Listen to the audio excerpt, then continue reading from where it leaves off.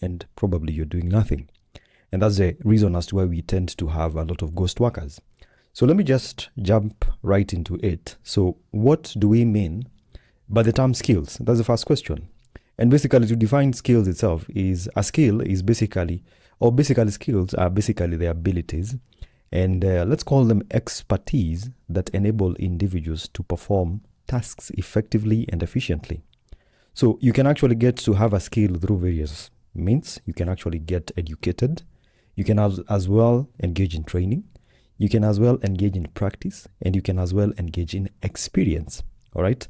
So one thing I know is that for you as an individual, if you want to achieve anything personally and even professionally, I think you really need to understand the various skills categories that actually exist. So when we mention skills, which are the various types of skills? Remember that we've said that skills are abilities and expertise that enable individuals to perform tasks effectively and efficiently. So let's talk about types of skills.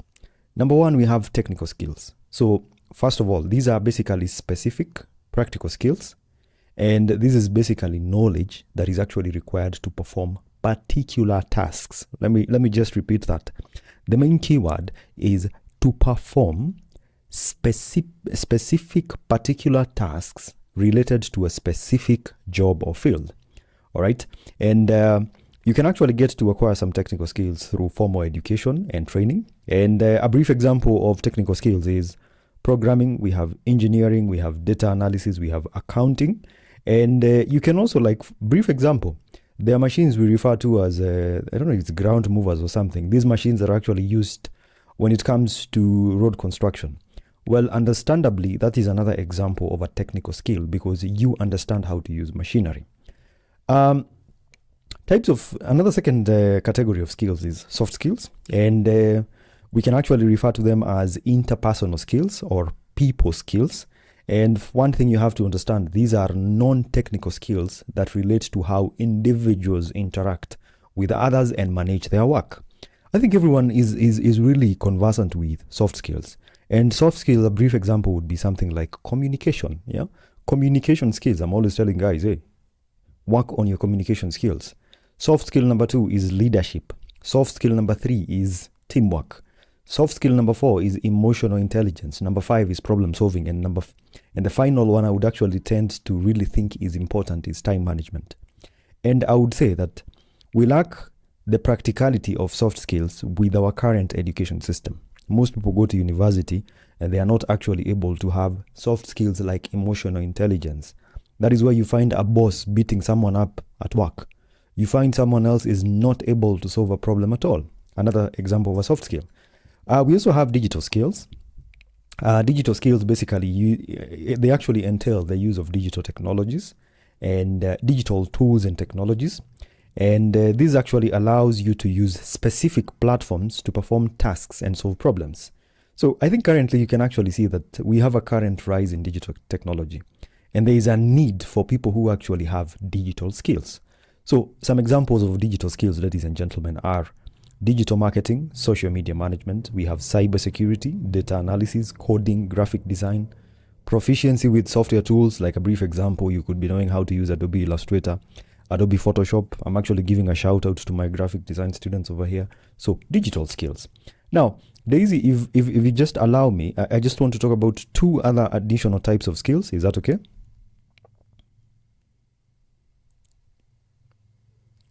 Daisy? Okay. So Daisy, I'm actually going to move on to 2 additional types of skills. We have cognitive skills and we have transferable skills. Now, cognitive skills are actually mental abilities that involve processing information, learning and applying knowledge. Let me repeat that. These are mental abilities that involve processing information, learning and applying knowledge. So, cognitive skills are actually needed for problem solving, decision making, and critical thinking. I want you to think about that. And here is how we talk about a brief example of cognitive skills is analytical thinking, critical thinking, creativity, and decision making. All right. Cognitive skills. All right. These are mental abilities that involve processing information, learning, and applying knowledge. All right. As I've mentioned, we have analytical thinking, critical thinking, creativity, and decision making. Then finally, we have type of skill number 5. We have transferable skills. All right. So these can actually be referred to as portable skills. All right. And these are abilities that can be applied in various job roles and industries. They are not specific to a particular job and can actually be useful in different contexts. So what I mean is this. You might have a skill that can actually be applied in finance. You might have a skill that can actually be applied in, let's even say, commerce. You can probably have a skill that can actually be applied in construction, anywhere. Now, some of the skills that you could actually talk about are project management. We have research, we have negotiation, and adaptability. So that is what we refer to as transferable skills and portable skills. Now, to sum it up, we've talked about 5 types of skills. We have technical skills, we have soft skills, we have digital skills, we have cognitive skills, and we have transferable or portable skills. Thank you, Daisy. Wow, I love this. First of all, you might notice I have a little bit of problems with my LinkedIn. I don't know why it keeps getting me out of the audio event. Sorry for that. But my key takeaway from this is especially the cognitive skills, the ability to be able to process information and use it to your advantage is really key in any industry, you know, whether you're employed, whether you're a student, whether you're a freelancer. These abilities, the cognitive skills are everything for me. So now you're saying that there are these different types of skills, yeah? But why is learning a new skill important for us, you know?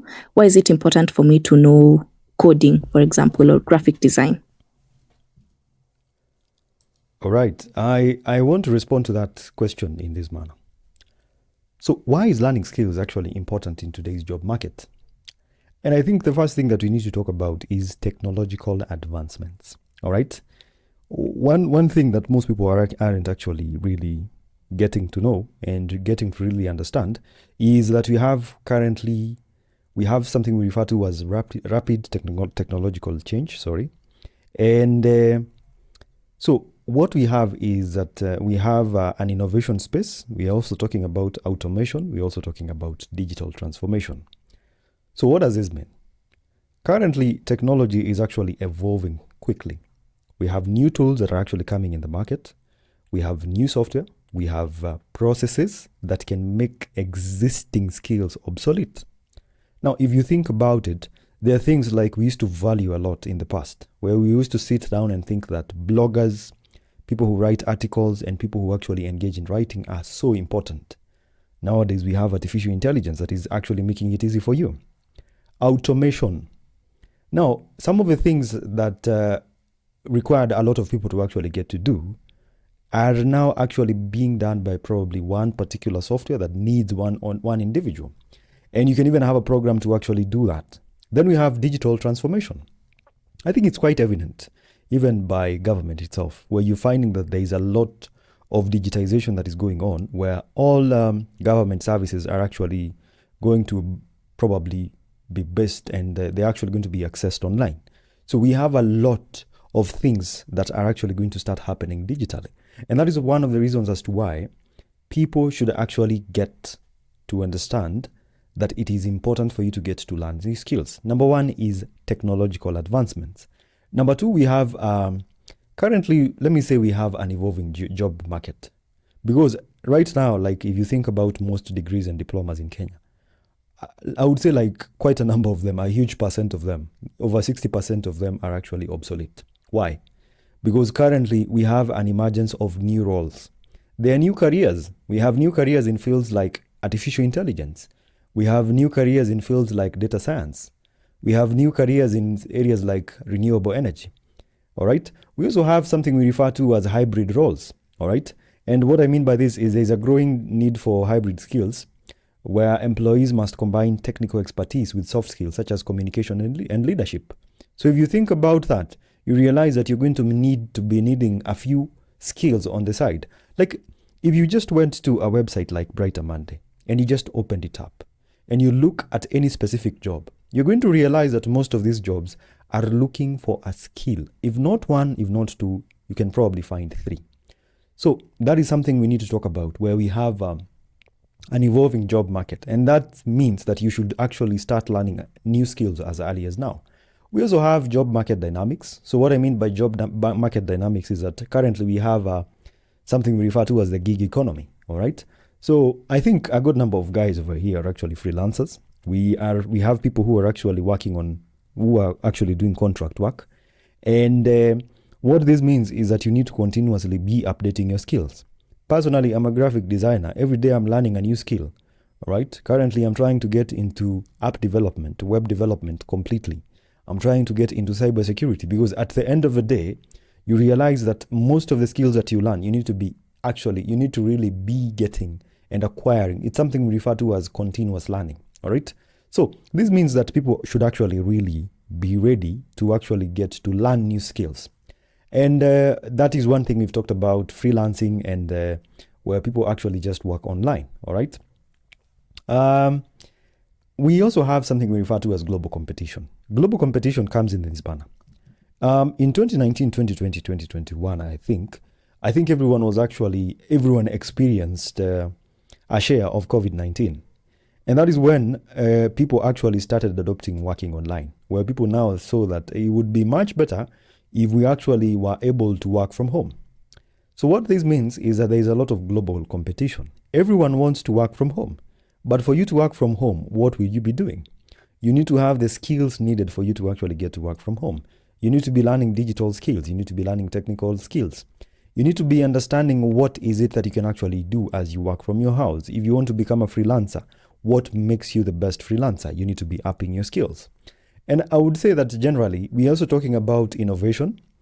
Innovation is basically, we are currently having a lot of creative solutions. Apparently right now, if you went to government and you told them that you have this new solution that could actually save them a lot of money, believe me, they'll take it. And they will take it without even thinking about the guys who are actually currently employed. How many people do you think lost their jobs when eCitizen actually brought all the services in one particular place? Very many people. So with this means that with innovation, we actually have to really get to understand that there is a need for people who are actually skilled. And with this actually brings in productivity. When you get to learn skills, you're actually able to be productive, all right? So when you're productive, this means that, first of all, you are actually going to improve in your processes, and then you're also going to provide and deliver better quality work. That is another reason as to why you should be having skills. Another reason that you need to be really learning skills in today's technologically advanced world is self-improvement and personal development. First of all, acquiring new skills boosts your self-confidence and personal satisfaction. So point in case, this is, if you think about Uber drivers in Kenya, a number of them are actually going to tell you that they're probably going to make between 4,000 to 15,000 Kenya shillings in a day in Nairobi. Yet, there is another person who is actually going to be seated in the house, who can actually sit down, work on an entire website in a full day, and earn 50,000 or 60,000 Kenya shillings in the house. Now, I want you to think about these particular two individuals. Individual number one is making 4,000 to 15,000 Kenya shillings, working every day, hustling every day in the CBD, a lot of noise.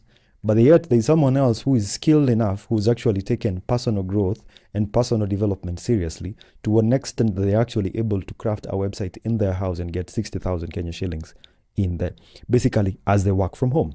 So you can actually see that the level of satisfaction between this guy who is actually working from home and the other individual who is actually working as an Uber driver, the satisfaction of the Uber driver is actually going to be lower. Why? Self-improvement, personal development.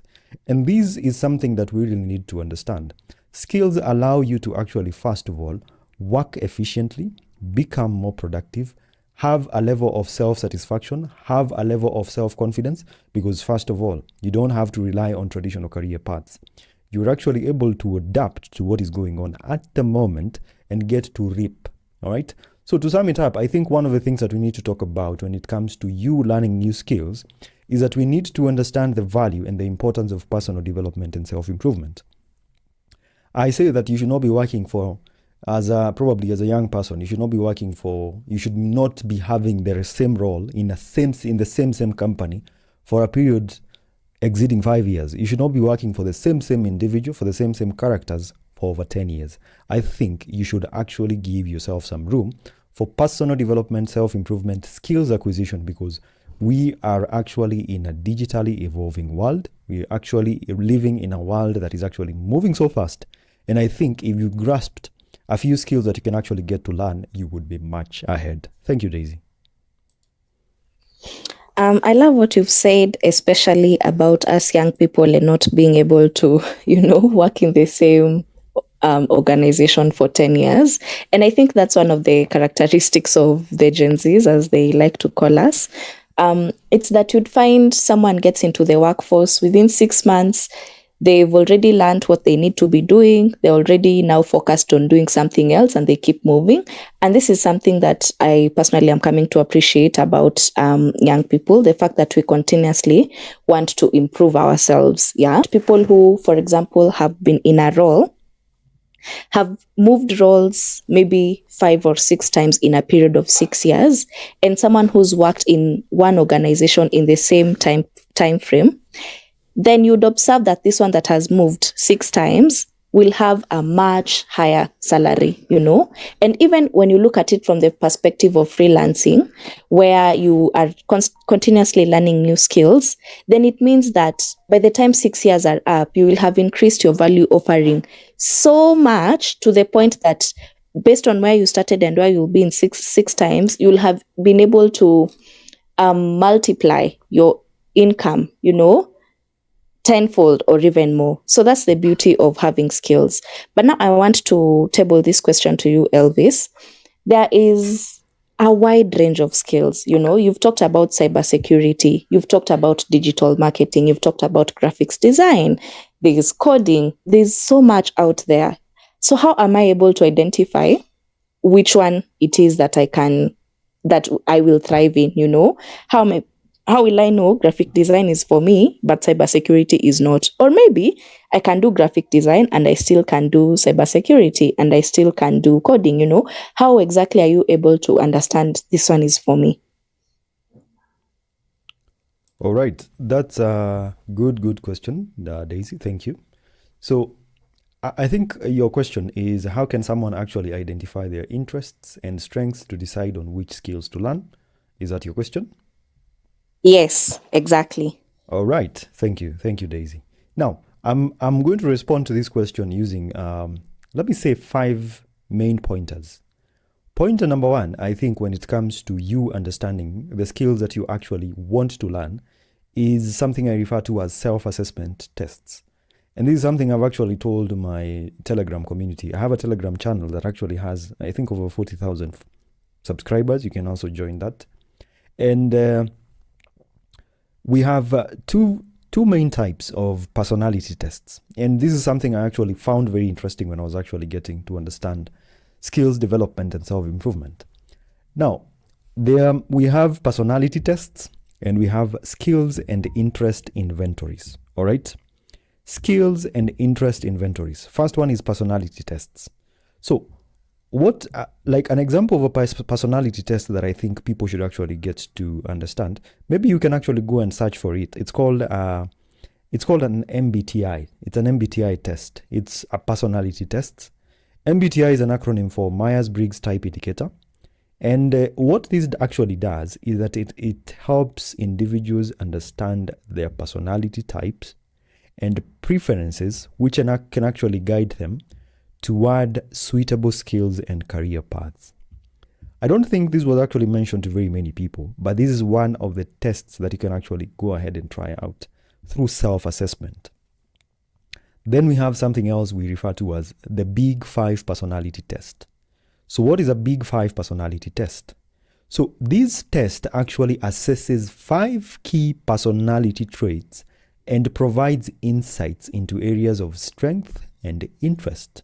That is what we refer to as Big 5 personality test. And like if you sit down and just write down an example of like maybe 5 key personality traits that you actually have, and just think about it, you realize that you're probably in the wrong career. Most people are actually going to be shocked. You realize that you're probably in the wrong career. And that is why you're finding a lot of people who are actually, first of all, dissatisfied. So that is self-assessment. I think we'll talk about that later some other time. I'll actually share some documentation on the MBTI personality test, as well as the Big Five personality test. Then we also have skills and interests inventories. So what this actually means is that you can use something we refer to as a strengths finder. So what a strengths finder actually does is that it identifies natural talents and strengths, offering guidance on where to focus on skill development. That is actually very easy for many people. Well, personality tests might, let me say, when you're assessing yourself, you might actually be quote unquote corrupt. You might lie to yourself, but I tend to think that with skills and interest inventories, it's hard for you to actually get to have a wrong perception of the skills that you should actually be getting into. So that is what we refer to as a strengths finder. It identifies your natural talents and your strengths, offering guidance on where to focus on skill development.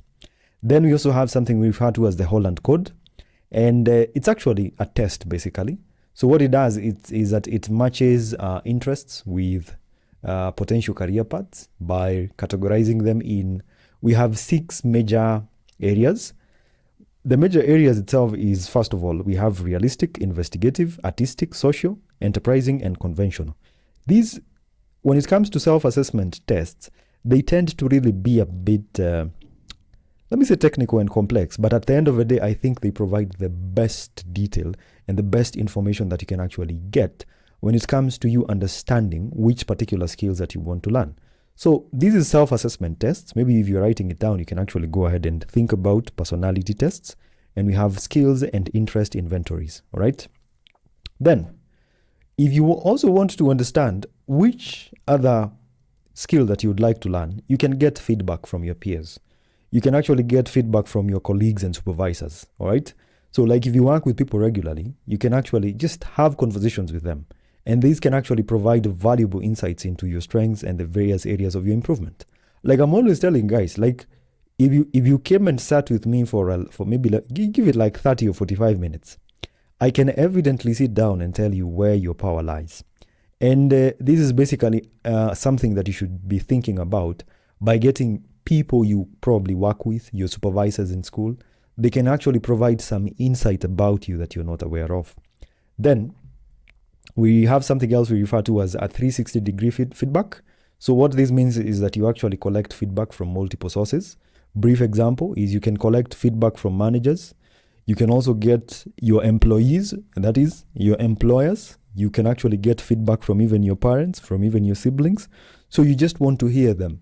Where do you think I should actually be concentrating on when it comes to skill development and personal improvement? And I think that would really be so good for you.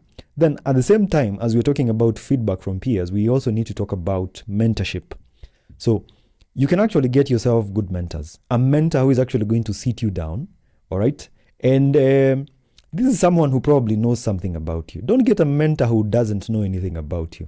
Get someone who actually has some knowledge of what you do, and basically someone who understands your habits.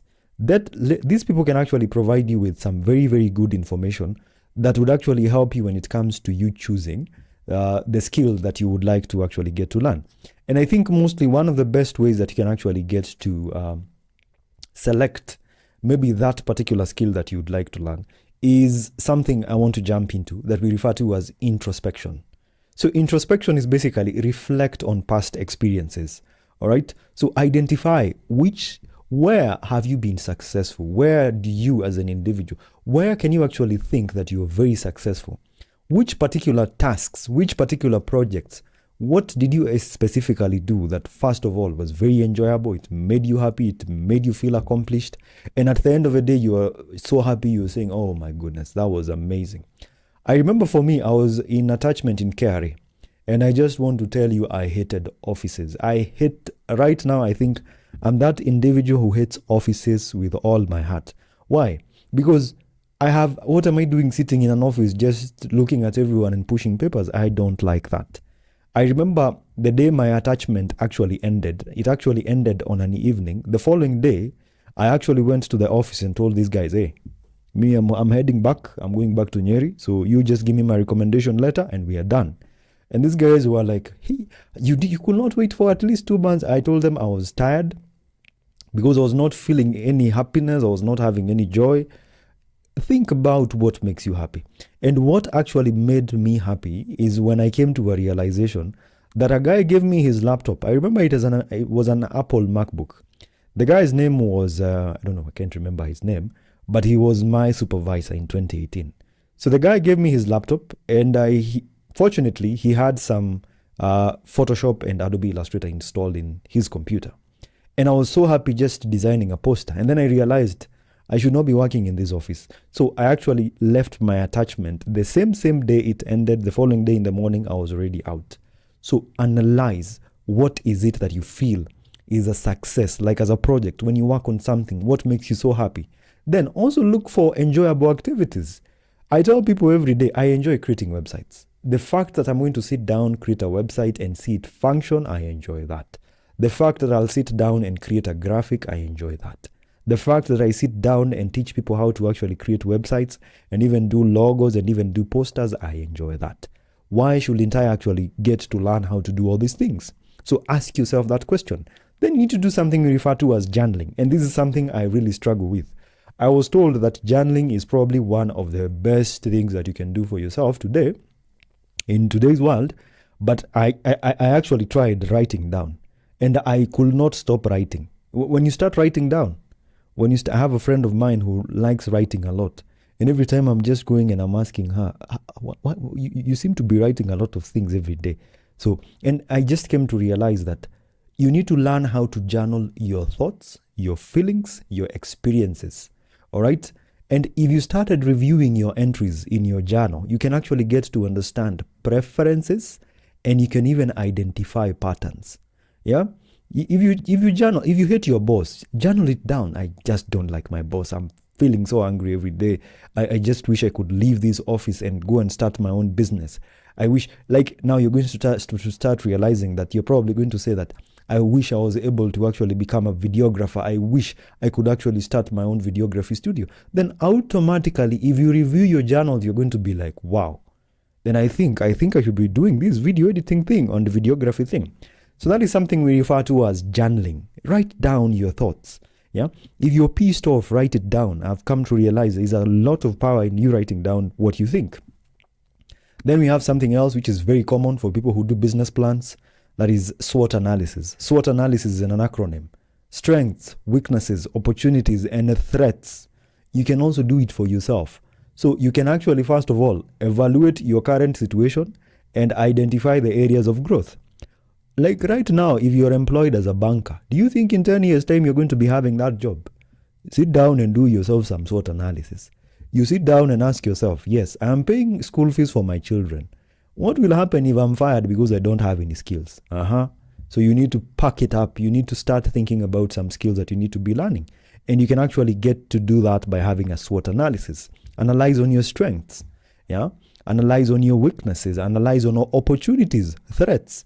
Probably Joyce from IT is probably going to be replaced by a young, she's going to be replaced by a young bimbo or a young buddy who actually understands a few key things about programming. So you see, she's a threat.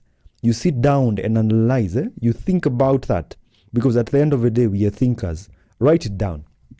I think you can also get to engage in career counseling. Career counseling is point number 4 when it comes to you understanding the skills that you can learn. We have career counselors or coaches. We also have counseling services. But I'm sorry to say this, but a good number of career counselors in Kenya are probably profit-oriented. They're not meant to help you. And I tend to really skip this, because I think at the end of the day, your career matters. There's no need of you going to pay 100,000 to a career counselor, and the guy is going to tell you to go and start working in a manufacturing business. In today's world, someone is going to sit you down and tell you that, you did BCom. I think what you do is that you can actually move from Kenya and go and you can try opportunities in London.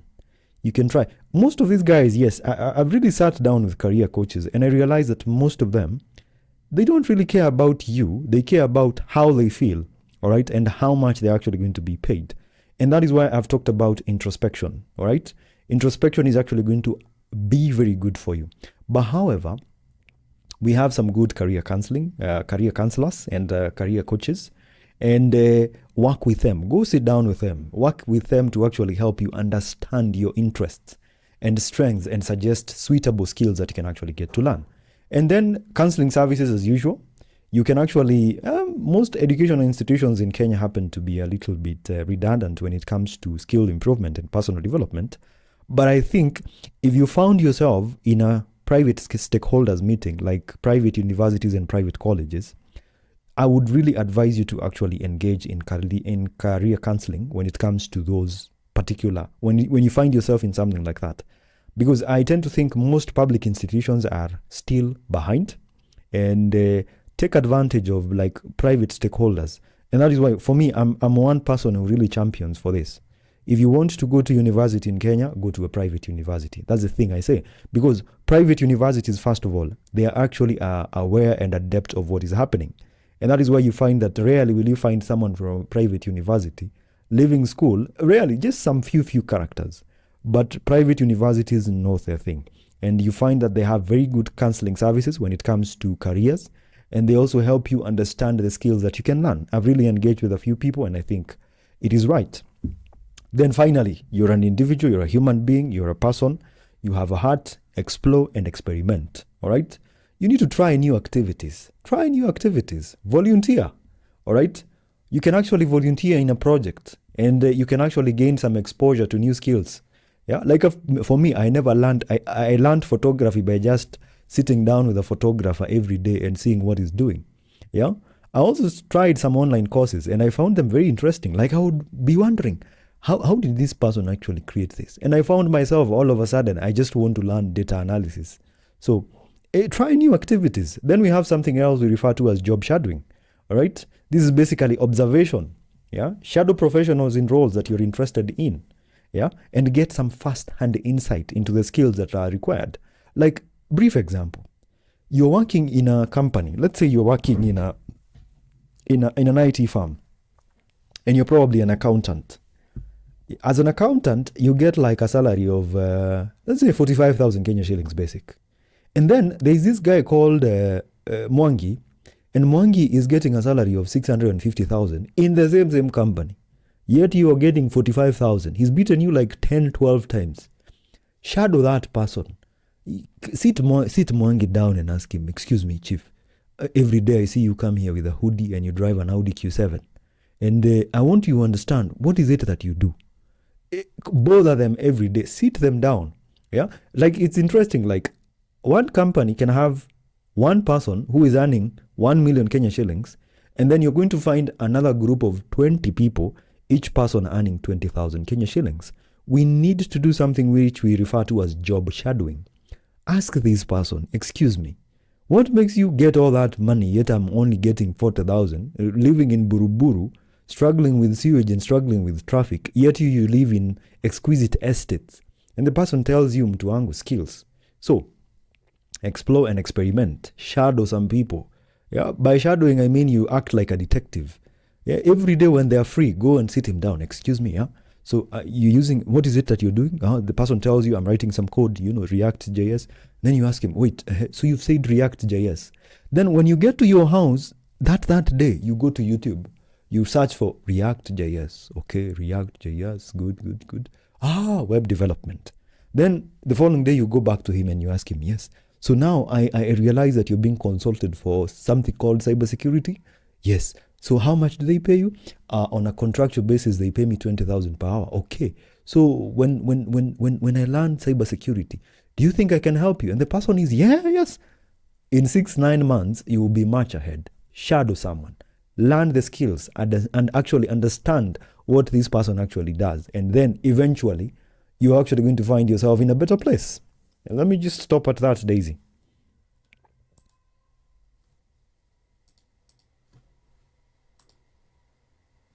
Yes. When I asked you this question, by the I didn't realize the wealth of wisdom that you would ooze.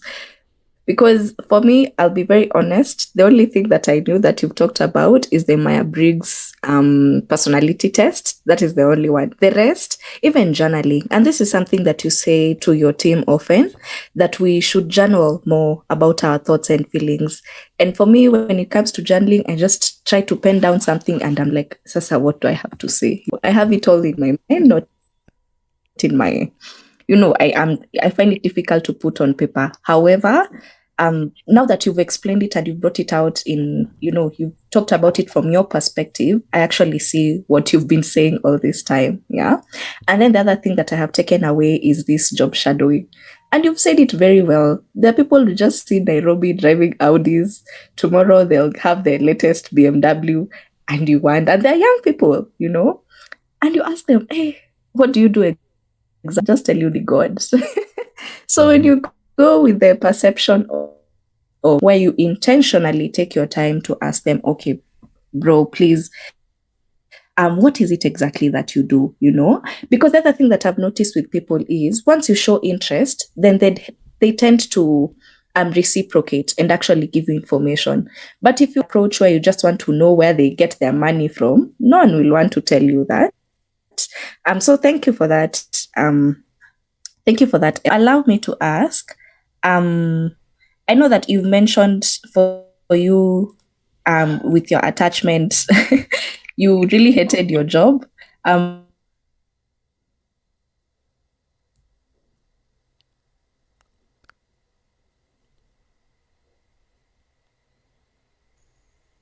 Oh, sorry, I was cut off. Okay. I'm not too sure what where you guys cut me off, but I just wanted to ask, yeah. Now as a skills champion, what are the most in demand skills currently in this current jobs market based on your own experience? What are the most in demand skills in the current job market? The most common skills today. That's what you mean? Yes, that's what I mean. Okay. I think I just want to mention all of them. First of all, I think I actually had it written down, so let me just get it out and good. So some of the most, actually, you mentioned something about journaling. Let me just get back to that. I want to give you all an experiment after this particular session. You just go to your, before you sleep, and this is a recommendation I have for everyone. Don't sleep with your smartphone in your house, in your bedroom, sorry. Keep it away, keep it aside, get yourself a book and a pen and a paper. Go sit down probably on your bed and start writing everything that you're feeling. If you hate your boyfriend, if you hate your teacher, if you hate your employer, if you hate whatever, if you hate Zakayo, if you feel like you want anyone else fired in the government, write it down. What is it that you're feeling? Are you satisfied about this particular job? What do you think you should do? You're feeling depressed. What is making you feel depressed? If it's probably your boyfriend who is making you angry, write it down. Journaling is probably one of the best ways to actually let out your feelings and your emotions. You will feel much better. All right? So go ahead and journal that. Anyway, back to the main point. Some of the most in-demand skills today. First skills, the first category is technology skills. So when it comes to technology skills, we have something like programming and software development. I think quite a number of people are actually familiar with that. So what this means is that you need to probably understand, we have things like web development, full stack development, but ideally it requires that you understand some programming languages. Some of the most programming languages that are actually existent today is Python, JavaScript, we have Java, C++, we have Go, among very many others. And it's very important for you as a software developer to understand frameworks like React, Angular, and Django.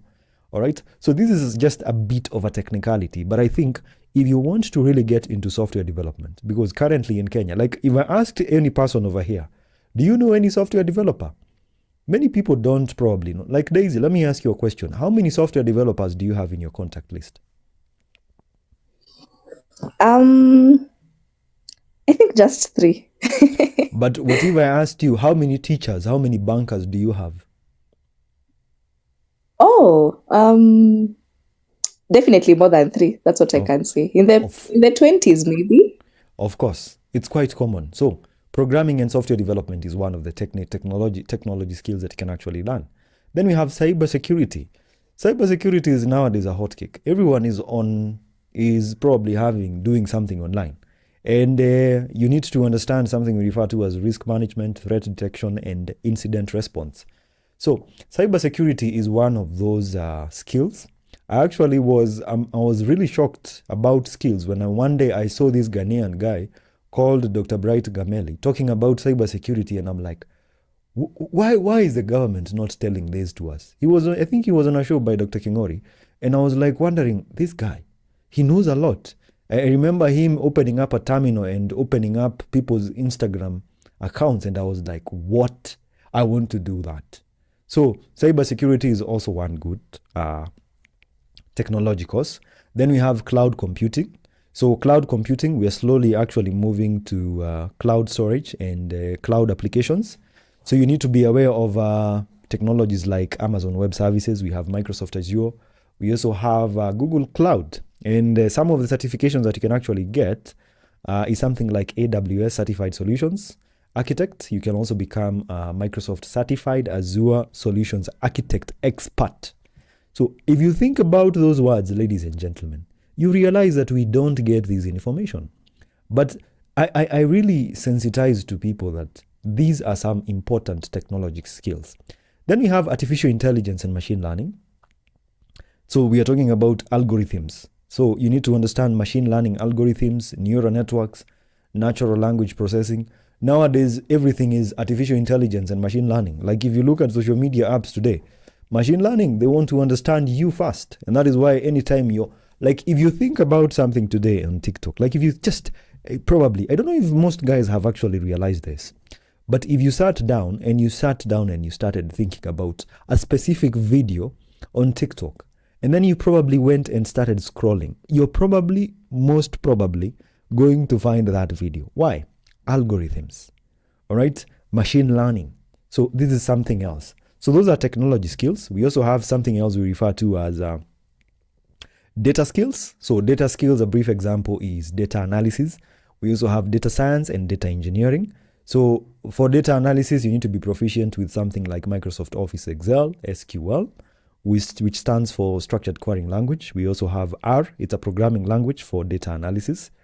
Students who are actually taking courses like financial engineering and statistics might be familiar with R. Then we also have data analysis has visualization. So what this means is that you actually create compelling data visualizations using tools like Tableau, Power BI, and Looker. Then we have data science. So data science now is a bit of a larger subset of data analysis, where this one is basically knowledge of statistical analysis. We have something we refer to as predictive modeling and machine learning. If you guys went to YouTube, if you actually went to YouTube and searched for data science and probably understood what it actually entails, and you gave yourself like probably 3 months of understanding the nitty-gritties behind it, you're actually going to be ahead. Then we have something else we refer to as data engineering. So what data engineering is that you need, let me introduce some technical terms to you, ladies and gentlemen. There is something we refer to as data pipelines. So just give me a minute. So I was saying that we have, when it comes to data skills, we've talked about data engineering. And this is something that I think most people should actually think about. Data engineering. I want to mention something that probably might make you think, but we have something we refer to as data pipelines. No one has mentioned these things actually, even in school, data pipelines. So data pipelines, if you think about it, is that you need to understand how to design, build, and maintain scalable data pipelines. Now, this is something probably that sounds like magic or probably something like from the Harry Potter movie, but this is actually what is working in the world today. Like in Westlands, I'm always meeting guys who are actually in data engineering. And if you listen to the things these guys talk about, you wonder, why do universities not actually get to teach this? Then we have something we refer to as ETL processes when it comes to data engineering. So this one we'll talk about some other time later. Then we also need to understand digital marketing skills. These are skills that are actually so needed in today's world, very, very needed. So with digital marketing skills, we can mention something like search engine optimization and we have search engine optimization, and we also have search engine marketing. So basically, you can actually optimize websites and get paid for that. When it comes to search engine marketing, we have pay-per-click advertising and Google Ads. That is part of digital marketing. Then we have social media marketing. So you need to understand how to actually use social media platforms like Facebook, Instagram, Twitter or X, LinkedIn and TikTok. These can actually be used for marketing purposes. Content creation. Yeah, content creation is very, very important. Most people don't know how to create content. People probably think that just taking your phone and shooting it is something very easy. It takes a lot of skills. And I remember for me, I actually had to go and learn how to create content on YouTube. I had to learn how to use microphones. What are XLR microphones? What are cameras? How can I actually edit my smartphone video and make sure it looks good? So content creation is something else. This actually brings me to our content creation classes. We have content creation classes starting in August, the 9th of August, sorry. So you can join us. We will be talking everything. We'll be talking about content creation, how you can actually create content for social media, TikTok, Facebook, Instagram, LinkedIn. We'll be talking about all these and how you can actually get to monetize your content. As part of digital marketing, we have content marketing. So how can you actually develop and implement content marketing strategies that actually enable people to actually come and buy from a specific business or even from you? So that is another skill that is actually just under digital marketing. Writing. Most people really think writing about, like if you mention writing to many people, like if you just sat people down and just told them writing, most of them will actually probably think about academic writing. But apart from that, there is a larger and another diverse field on writing where we need to be talking about blog posts, articles, and other various content formats. So that is still part of content marketing. Then we have email marketing. Email marketing is basically where you get to use tools like MailChimp, Constant Contact, and HubSpot. And so what you need to understand is you need to have knowledge of email automation techniques and personalization strategies. Like it's not really that it's everyone that has to be a virtual assistant on LinkedIn. You don't have to be a virtual assistant. You don't have to be writing CVs for people on LinkedIn. You can actually be doing even something like digital marketing. Yeah, you can help people when it comes to email marketing. That is something I struggle with a lot. And anytime I'm looking for someone who can actually help me with it, a good number of them just say they're not so aware of it. So go ahead and learn that. It will actually probably take you like 2 or 3 months to master the same skill, and you can actually get to bag a huge number of clients. So think about that. And I think finally, some of the skills that are actually very needed, we have project management skills and we have soft skills. Soft skills, communication skills. There are people who've actually just been employed just because of communication, nothing else. Other people have actually been employed just because of being able to solve problems. They have critical thinking and innovation skills. Others have only been employed because of leadership. They're actually able to do team management. They're actually very good in decision making. So that's something to also think about. So I think if anyone else probably might have an interest in project management, it's actually a highly demanded skill.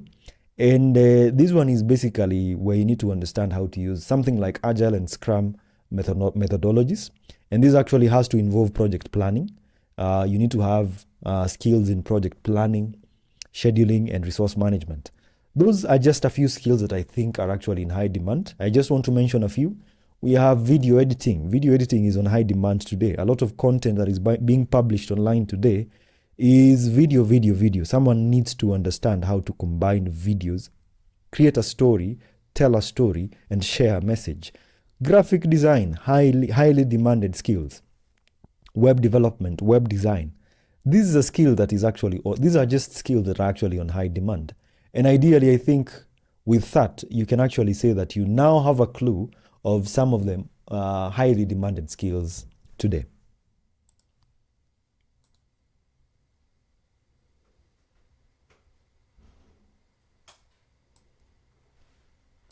Daisy? Okay. Thank you, Elvis, for that, and apologies.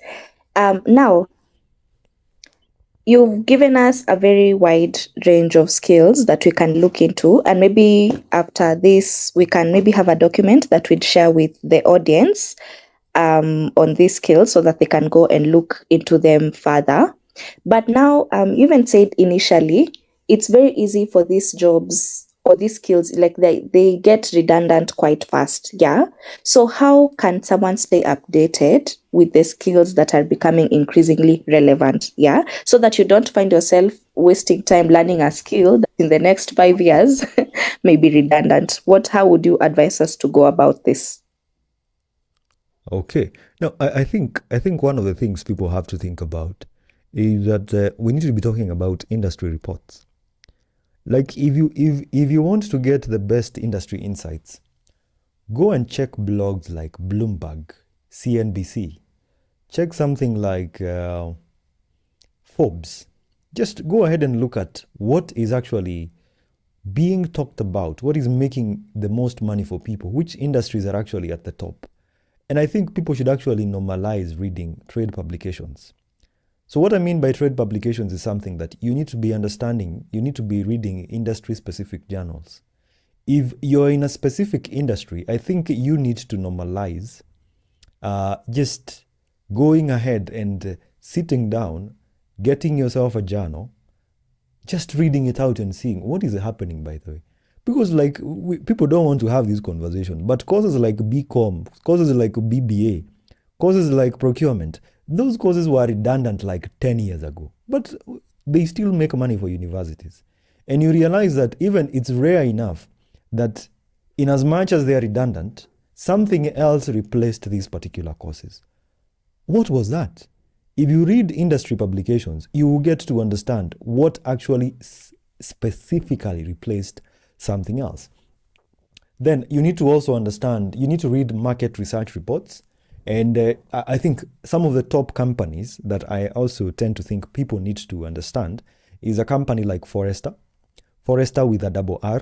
And what they actually do is that they give you an analysis or a report of industry trends and future skill demands. All right. We also have there's an organization called, a company called McKinsey, and we have another one called Gartner. These companies actually give you market research reports. And these reports are actually meant to give you an understanding of what is specifically happening in a specific industry. And I think that would be good.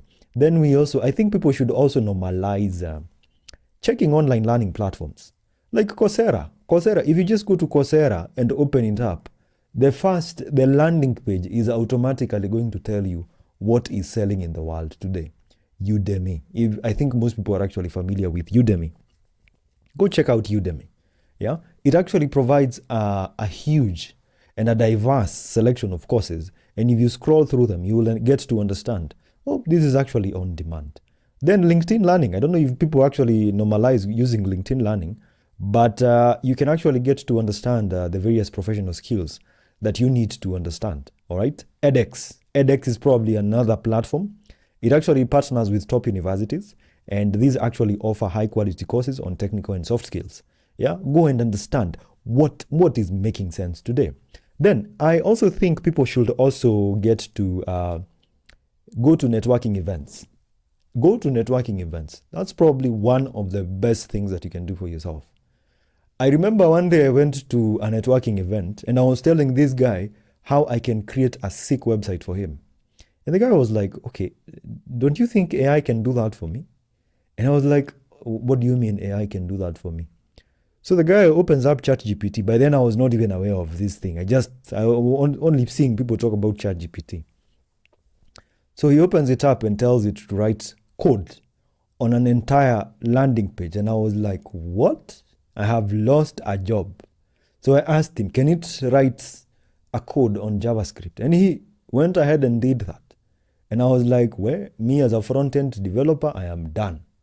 But fortunately, I realized it's not everyone who understands all this. And you see, what networking events will actually allow you to understand is that they will give you an ability to learn from the experts and network with peers. All right.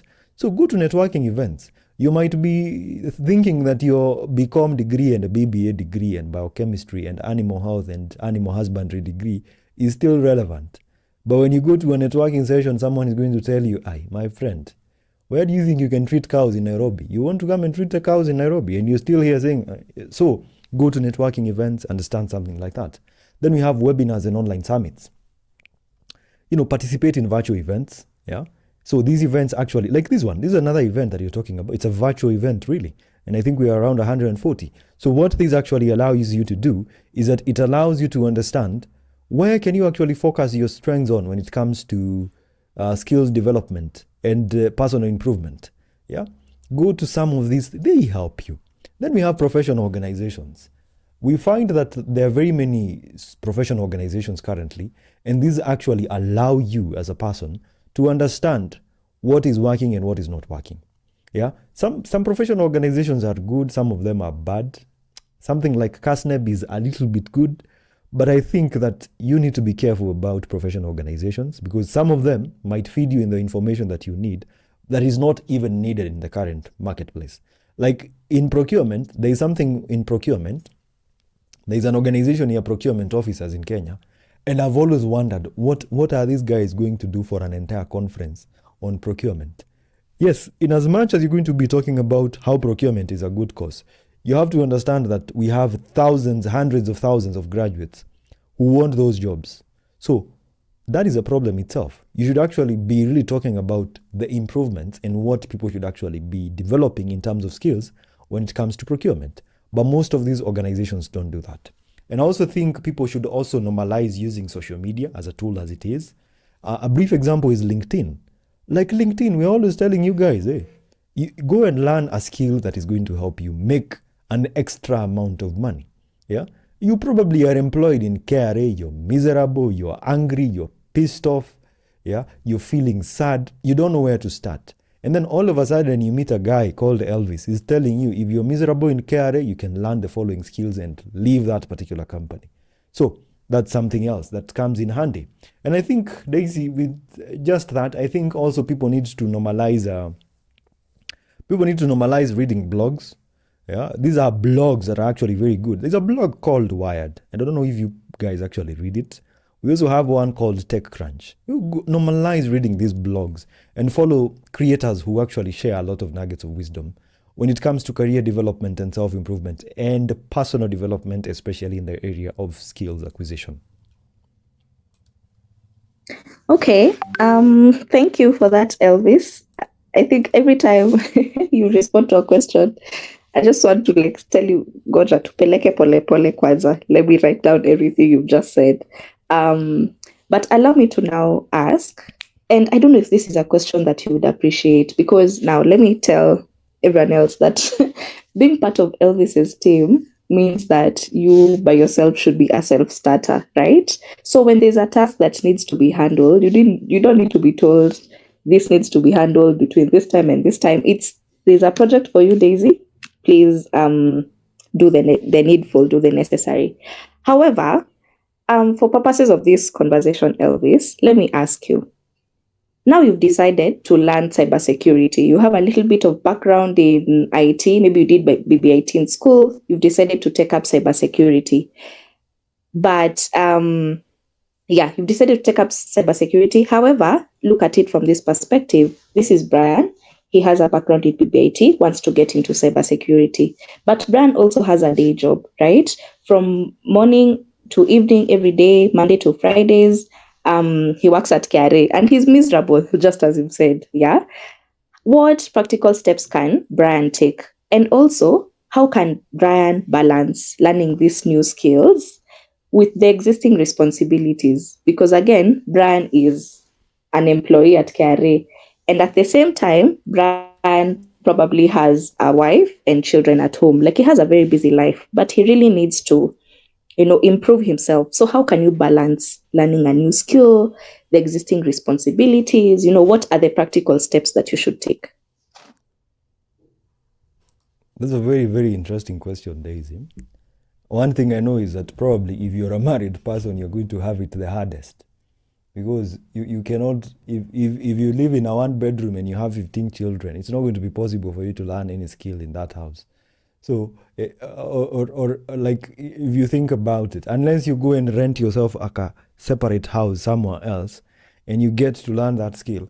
But I think here's the thing, I tell people, when you're in a point where you find yourself drowning, you don't want to continue drowning. You can probably hold on to maybe a route and probably get yourself out. I have always been that kind of person who realizes that if there is a problem I have in my life, it is either I sort it at that particular time, but this ideology that I have to be patient, I have to sit down, I have to strategize, I have to think about it, that is not something I do. It's the same thing I tell people. If someone came and probably, or let's say you stepped on a thorny bush and maybe a thorn or something has pricked your foot, automatically, you have to stop, remove that particular thorn that is actually pricking you, and you're good. I've always told people that you might probably have the worst skills development journey if you're probably in a miserable job, right? When you're in a miserable job, you're probably going to be listening. You every day you come in the evening, and the first thing you're thinking about is how Caro from HR has bored you to the core, right? And I have an approach, and I call it just facing the bull by its horns, all right? You can pack up your things and leave. And then, before you leave, do you have some savings on the side? When you leave, the next thing that you should do is not sit in your house and start applying for jobs. Do you have an emergency fund that can cater you for 6 months? And do you have a plan? Yeah. Do you know if you probably could learn this particular skill, can you get to make some money from it? Okay. But here are a few strategies that actually come in when it comes to you, learning skills with actually combining with existing responsibilities. The first one is time management. You need to have a schedule and you need to use a calendar. You can have a specific time allocated for a specific task every day. And then you need to have a consistent routine, all right? If you have to wake up in the morning at 5, you sit down and you learn something for 45 minutes, that is what you should be doing. Use a calendar. There is something we refer to as Google Calendar. How often do you use it? Then we have something else we refer to as time blocking. So what time blocking actually does, this is what it actually means, is that you use time blocking to allocate chunks of time for both learning and other responsibilities. This is something I've actually heard Elon Musk actually talk about. Then you need to prioritize tasks. Which tasks are important to you? Which ones do you feel are actually important to you? Which ones are actually having tight deadlines? Yeah. So focus on completing high priority work before starting your learning sessions. You don't want to be learning programming and your boss is probably waiting for you to finalize on a certain document. Prioritize the important tasks and then you can probably have the rest of the time to actually get to learn a skill. Delegate when possible, all right? It is not mandatory for you to learn everything. You don't have to be doing everything, all right? So you can delegate some tasks and this actually frees up some time for you to actually go and learn something. At the same time, I need you to understand that you need to understand sharing responsibilities. So you can collaborate with colleagues or family members to share responsibilities more effectively. If it is your job to spend the entire day, that day with a child, then it is okay. But if you can get your cousin to actually come and stand in for you, that is good. You're actually going to have some time to actually go and learn something else, all right? We also need to understand how to use technology, leverage technology, that is e-learning platforms. So we have e-learning platforms that allow you to actually learn courses that are actually flexible for you. And then we have something we refer to as self-paced learning, which is very good. Self-paced learning is this. You don't have to be having a teacher instructing you every day.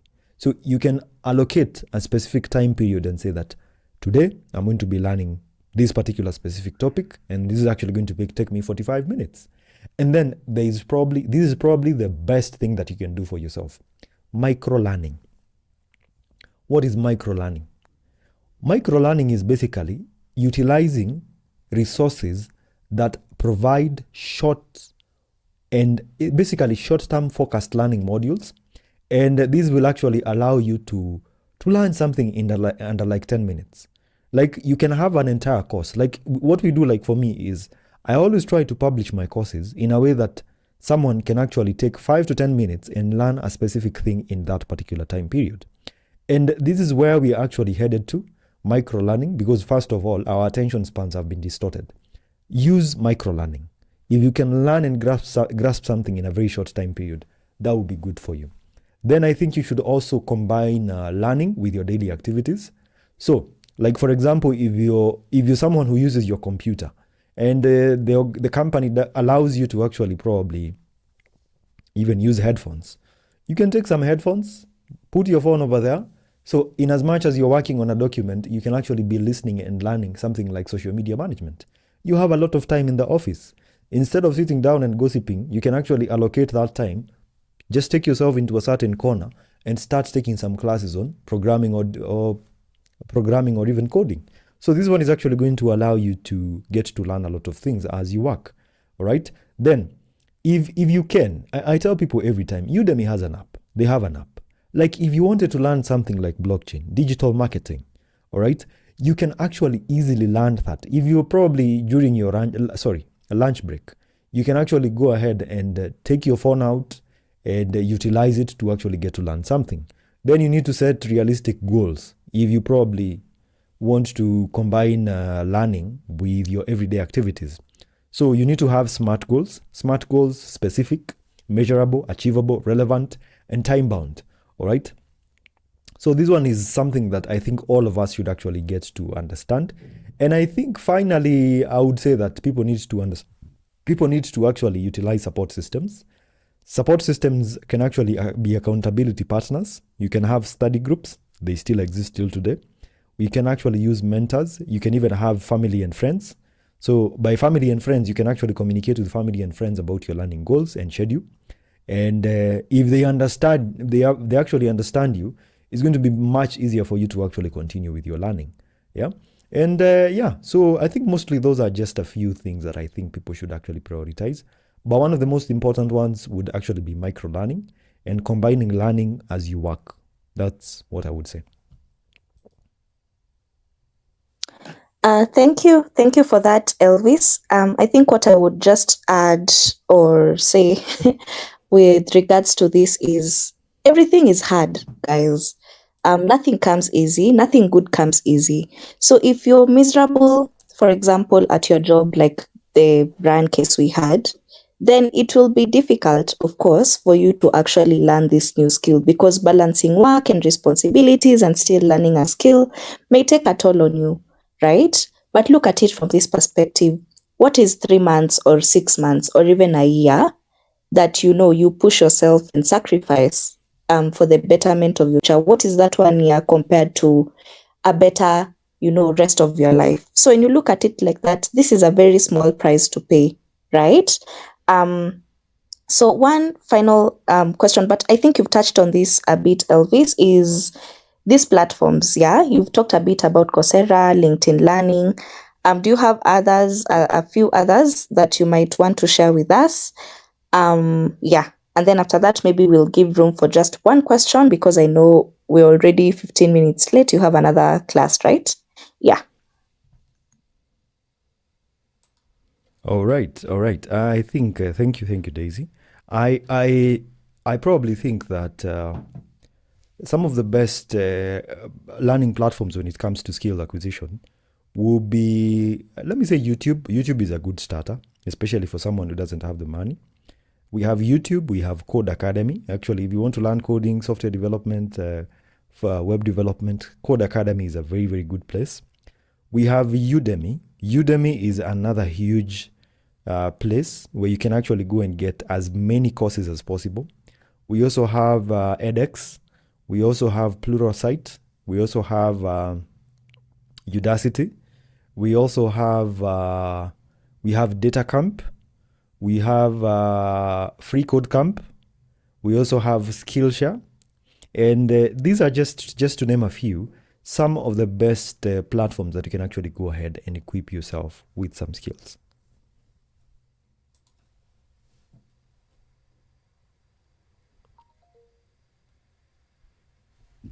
Daisy?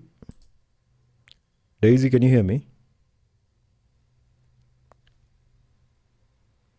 All right. Those are just a few platforms that I think people could actually get to utilize when it comes to learning a few skills here and there. Because I think at the end of the day, it's all about you getting to acquire maybe a relevant skill that is actually going to help you, maneuver the market itself. So Daisy, back to you. Yes, thank you. Thank you, Elvis. Honestly, this has been quite the conversation, quite the discussion. There's so much that I have personally learned from you. So maybe let's leave room for just one question or two. There was Godfrey that had raised his hand. I don't know if he's still here. Godfrey, maybe we'd allow you a chance to ask your question. Yes. Yes, there's Godfrey, and then Sumaya. Hi, Sumaya. And then and Dawn. Maybe let's just have those because we have another class right now. So Godfrey, maybe you can go first. Elvis, you can allow him to speak.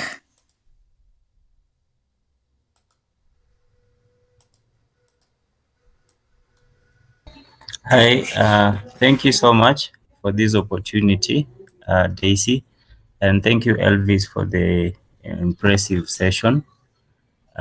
So I have a quick one. So I pursued computer technology from Maseno University, but currently I'm a marketing manager working on a full-time role. So my question is, Elvis, you've mentioned that we can actually learn skills and earn more money. So maybe, for example, I want to learn some, coding. So now, how do I start making money? Of course, I have the skills. I know how to do web design. The coding skills. I have the maybe front end development. But now, how now do I get to start earning extra income? How do I go about that? Because I believe most people have extra skills and they have advanced in their skills, but they don't know on ways to now start making money from those skills at the comfort of their home, apart from the full-time role. So maybe just take me through that. I'll appreciate. Thank you. Okay. Let me respond to your question in this manner. A pastor is not a pastor without a church. A priest is not a priest without a church. A bishop is not a bishop without a church, or a congregation, basically. An evangelist is not an evangelist without congregants. Who else? Anyone, any person who is in church. You have the skills, we understand, but we don't know about that. People first need to understand what you do. And that is a big mistake that people nowadays have. And this is the idea that, yes, you have the skills, but you're like waiting and expecting a job to actually come looking for you. No one is actually going to give you a job. People have to get to know that from you. And the idea about skills acquisition, if you've actually listened to my entire presentation, you've actually realized that I was really trying to sensitize on the importance of skill development mostly. Why? A lot of people are actually in the rush to actually make money, all right? I know a lot of developers who want to make money. But when you give them a job, they actually don't even do it properly. Why? Because they only have the skills by their words. There is no action. There is no relevance. Someone doesn't even have proof of work. They don't even have like probably something that they have done that would actually showcase that this person is actually very proficient in what they do. So work on having a portfolio. Second thing is personal branding. You should be talking about what you do, directly or indirectly. With marketing, with digital marketing itself, people need to get to know from you before they get to buy from you. So if you're skilled in web development, showcase a project that you've created. Get yourself a few clients. Even on Upwork itself, you are actually needed to have a portfolio, all right? But most people are not so willing to actually, first of all, work on a portfolio. Number two, they're not entrepreneurs, all right? They don't have the idea of entrepreneurship. How can I use the same skills that I've actually gotten to learn to go ahead and make money from these particular skills I've learned? You get? So, if you think about it, most people should be thinking about how you can solve problems with the skills that you've learned. If you're a developer, what solution can you actually give to the public that would be a problem solver? And they are actually going to pay you for that. So think about areas on personal branding, digital marketing, having a portfolio, and at the same time, you need to be an authority in that specific probably skill area that you're in. And I think you'll be ahead. So that's my answer. Yeah, thank you so much, Elvis. All right.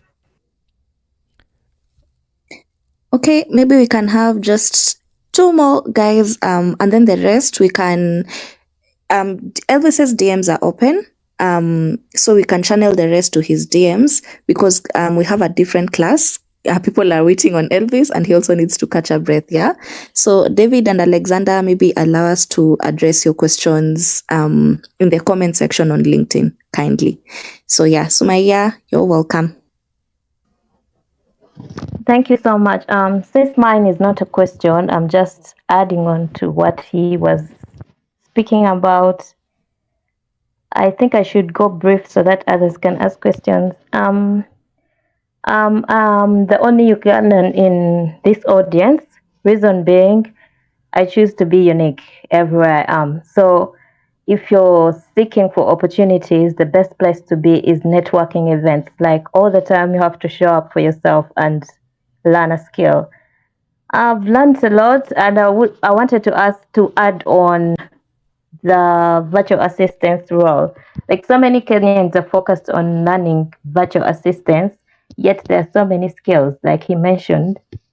Let me stop there, though I wanted to add on career counseling. Thank you so much for this.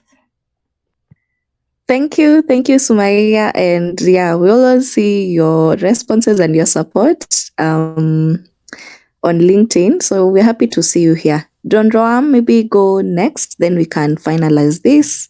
Yeah.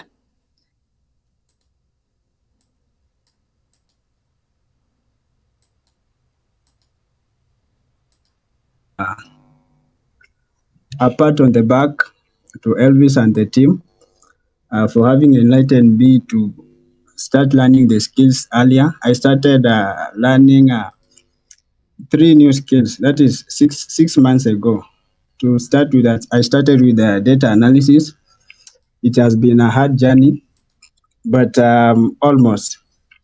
So my question is this: how do you ensure, as an entrant in a new skill, probably a digital skill, how can you marinate it into your profession and find the problems that you can solve before probably you can expect oily palms that is earning something? Thank you. Don Roam, could you repeat your question again?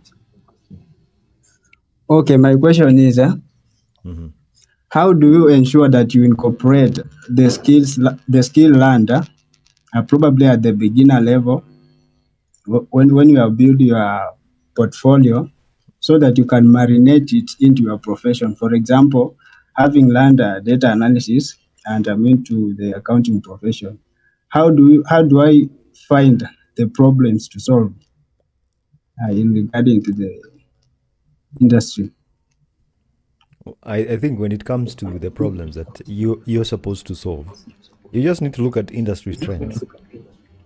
Yeah, what is it that you could actually add to maybe provide in terms of value to the industry? What is it that you could actually maybe do that is unique? And I think the first question would be, what solution can you provide to the industry itself? What offer would you bring in to the same specific industry, specifically maybe something like in data analysis? What would you specifically bring in that would offer value to companies, agencies, businesses, companies, individuals, organizations, parastatals? What is it? What is your value proposition when it comes to all this? So when it comes to inculcating all these particular skills into your personal portfolio or even into your personal CV or resume, I think it has to be what you have to offer to the world itself, what you have to offer to the people themselves, and really what you have to offer that is unique. And we are told that we should always not concentrate on problems, we should concentrate on solutions. If you learned graphic design, the very simple thing is that you are willing and ready to offer solutions on graphic design. You're not there to find problems. You're meant to offer solutions to existing problems. Yeah.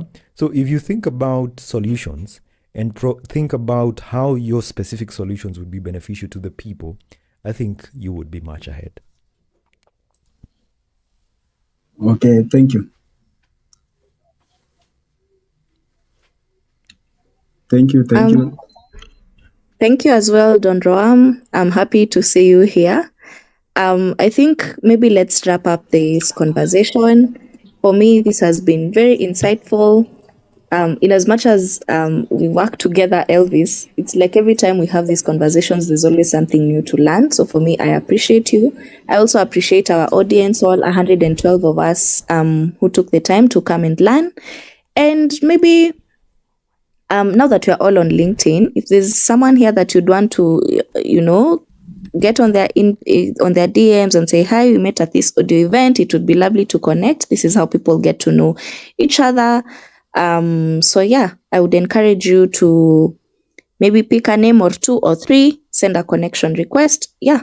And let's increase our networks. So thank you guys for being here, and we'll catch you on the next audio event. Bye.